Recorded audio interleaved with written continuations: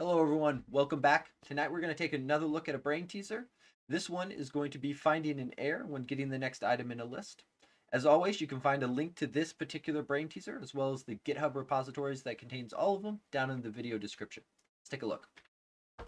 So here we have the setup. This is going to be the get next item in the list error, potentially a way too long name that doesn't really make a lot of sense until you start looking at the code, but naming is not really my strong suit.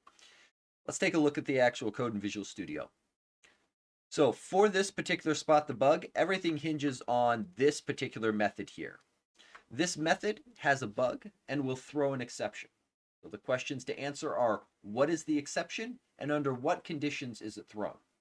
As a convenience, there is a unit test here kind of set up a little bit for you so that you can play around with different methods and possible inputs to try to make this thing throw. There is also a hint available as well.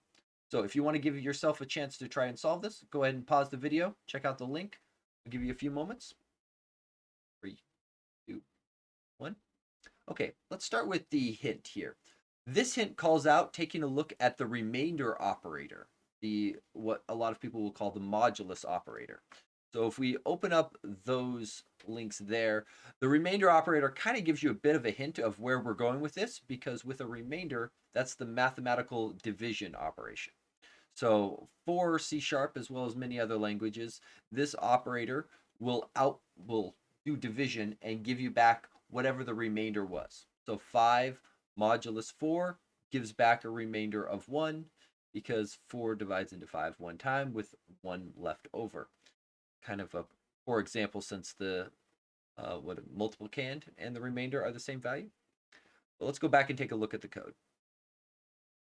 So here we can see that it is used right here.